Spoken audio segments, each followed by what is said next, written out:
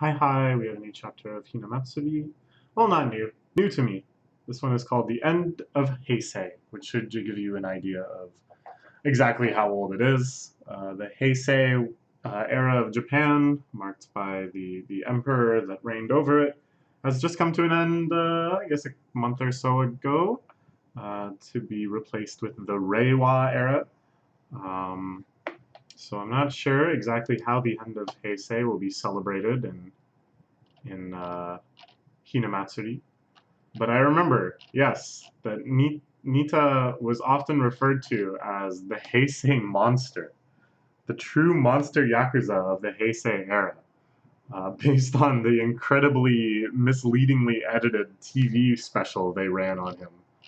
And here we see him squaring off against the monstrous CEO, Hitomi-shan, I think? Ooh! She has an interview. Meanwhile, the superhuman fitness regimen is moving from China, being led up by Hina's other friend. So both of Hina's friends in very auspicious positions, really making their mark on the world and rising up in areas of global commerce. How is Nita feeling about this? Is he feeling jealous? Is he feeling like Hina being a gigantic slacker is just so undeniable at this point? There's some news here that might change the future. Why is she in Japan? Oh! Don't ask me. Oh, she's like actually here. Oh my gosh. Don't ask me why. This got insanely out of hand. So are these the changes and experiments and ideas that she claimed uh, she erroneously suggested that she had while actually reciting her lines for the school play over voice video chat? I feel like she's become too successful. It's only one reason we travel this all the way to America. We want your help, Hitomi-chan. Clear the groundwork for superhuman fitness in China. Next up is America. This is, of course, our rock illusionist and our superhuman and the former monk that led their group. Japan's not going to work, then we got to get the world stage. I see. So, no, Japan didn't want to get involved. Why do they want to go worldwide? No other place to run. Guess I can say the future's changed now. Okay, so this is where we start really figuring out the logistics of time travel in this series. Hina and the rest were sent from the future. A future where rock illusion has become almighty and has, in its efforts to train superhumans, succeeded in creating children with extremely potent psychic abilities. These children go back in time and now are changing the very future that led to their development. So, what's going to happen? Is it like a one world time travel universe where things that will take effect will immediately change the present, i.e., if they do something to prevent Hina from coming back in time, she'll just disappear in the present? I feel like those aren't very common because it's so easy to lead to paradoxes. Like, if Hina was the one that led to her own unmaking, then once she's unmade, shouldn't the pathway be clear once more for her to come to fruition? Furthermore, the entire idea of rock illusion, well, actually, this isn't furthermore, this is totally to the contrary. So the entire idea of rock illusion came from the fact that that band met Hina, and Hina helped them out with their rock illusion stunts and stuff. So therefore, Hina has to go back in time for her to be born in the future. So that means that it is like a one world tight loop, but that it's both dependent. All right, let's just see. How is the future changed? Well, I'm here to change the future Japan Civil War, so I think we're okay on that front. And what's going to happen now that it's going to get America involved? It's going to be hard. Oh my God, how can they even comprehend a conversation of such global magnitude? That Japan and America might be going to war, that Japan is on the verge of going to war with itself. the decisions they are making. These children and mid-manager Yakuza people are trying to formulate, are making all of these changes. The worst, we can just abduct and confine them. The superhuman strength people. All the people who know what's happening. Oh, shoot. They're the only one who can help the most. What can Nita really do? What sort of influence can he really wield in these situations? But yeah, Hitomi is definitely suffering the most. Everything I know is all pretty much Nita-san's acquaintance. Yeah, basically. Yeah, Nita is still kind of the nucleus of all of these things happening. But Hitomi is the one that seems to be responsible for everything. Sushi-san met Hina-chan only because Nita-san had a misunderstanding with Hina-chan. And I'm working like this insane workhorse is because Nita-san kept fooling around at night. Yes, that's entirely right. It's entirely because they just followed him out to the little song bar. And then her entire career was just launched from that moment. I think in another world, she could easily still be working at that bar, like on top of everything else. It's all insane. Why is he treating it like someone else's problem? I think you swear to change my future. A truly disturbing face from poor Hitomi-chan. What can she do? What can she do? Happened to a restaurant group are going down across the board. What happened? Some stores similar to ours suddenly appeared nearby. Quality's a lot better than ours. I think this is our CEO. Our CEO is making things happen. So he's picking a fight with us. What's the plan? I don't know who the fuck this guy is, but I'll let them know who on earth they're messing with.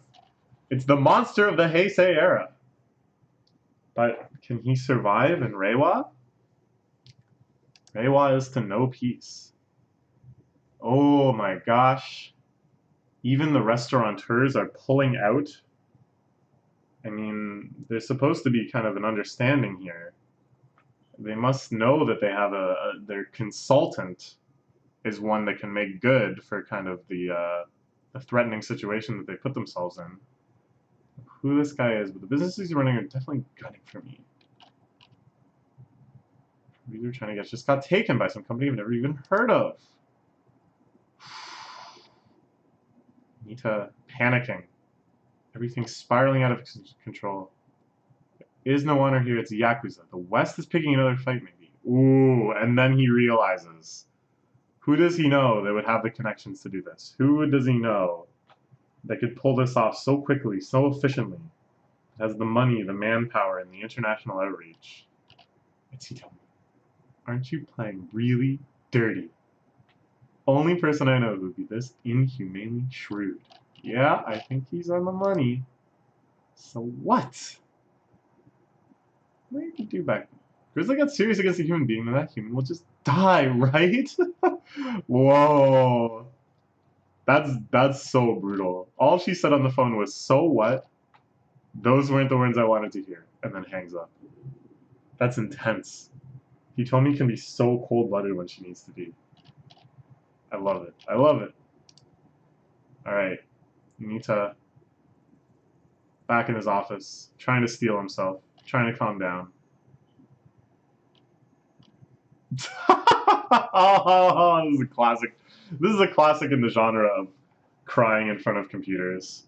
Up there with Koiwai when his internet gets cut. Just the face palm and like the slight pause. The paneling here is just perfect.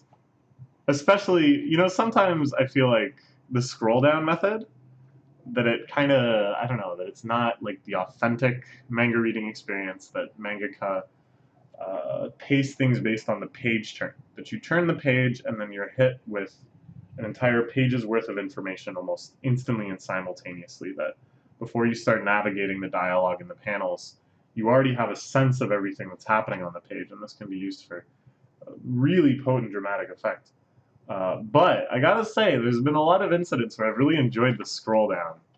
That I actually kind of thought we would have a bit of introspection here. He would do a little bit of monologuing, kind of pump himself up. But no, just immediately into despair.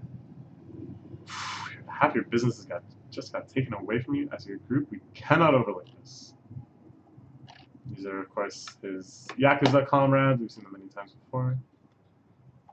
There is no problem. I know who's behind this. You're ready for a counterattack. You retaliate against the guy. You're gonna rip him to shreds and let his corpse get eaten by the dogs?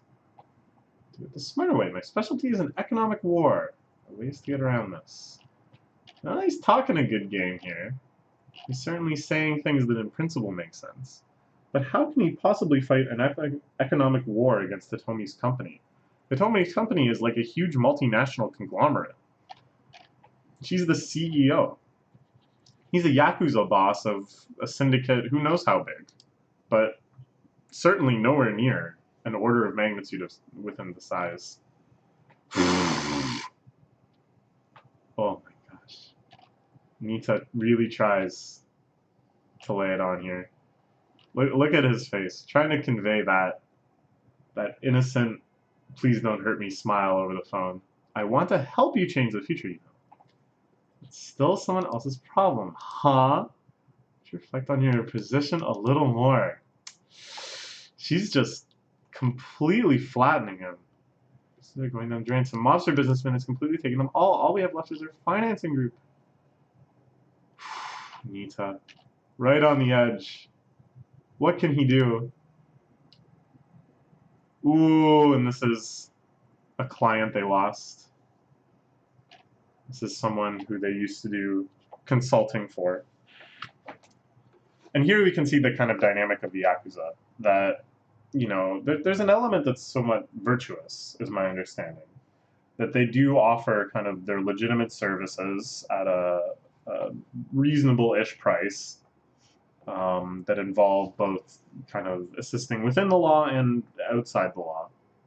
But then there's an element, of course, of coercion, where if someone wants out of this arrangement, and the Yakuza is not down to lose them as a client, then another card gets put on the table, which is, of course, the card of violence. And we see Nita here hesitantly playing it, although he would rather play the card of pottery or vase cataloging. I know very well that you're the Heisei monster. But look, the Heisei's finished now. We're in Reiwa now. Ooh.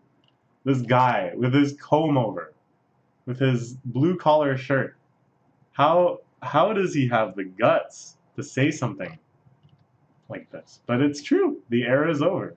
And Nita can only retaliate. You ass! I think I'm using those good lines. I figured just as much. And the lowest mobsters are getting clean jobs, and they're happy about turning over a new leaf. Is their clan just ending? Is the Yakuza over? Did Hitomi end the Yakuza by economically starving it? Isn't that better?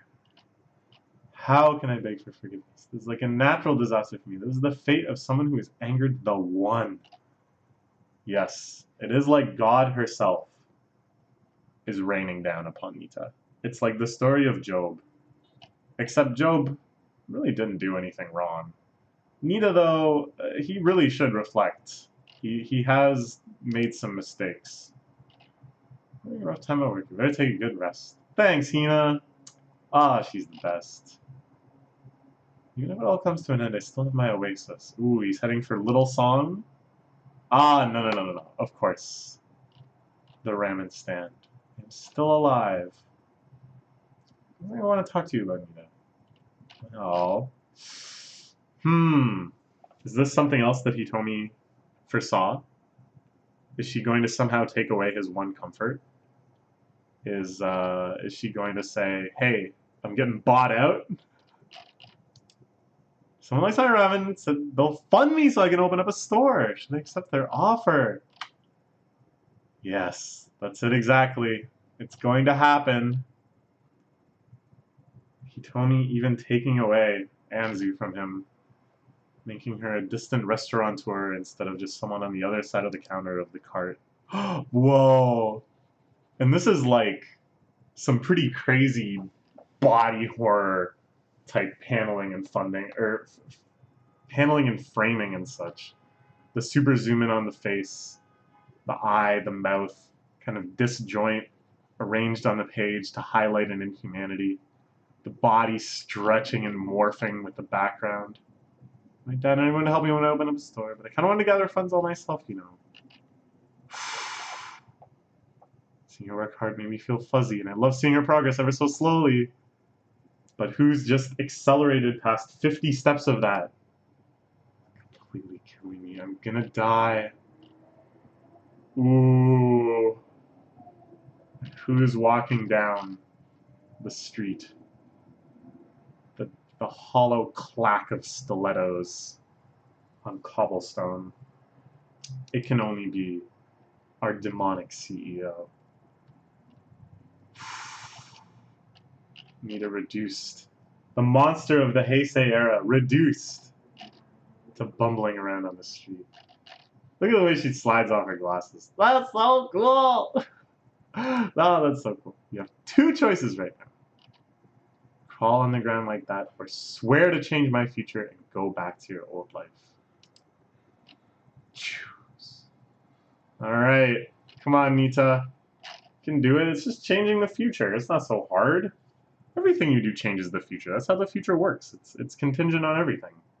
So you just got to be a little more deliberate about it, you know? Just think about it. Figure it out. Easy peasy. I was born to change the future. I am nothing but your loyal man-slave. And so the Heisei monster makes this pathetic pledge on one knee. I don't want you to go that far. Yeah. Yes, my lord. You'd be inheriting all the businesses I'm about to leave. Whoa. So she's just completely resetting everything. This was all just to teach him a lesson.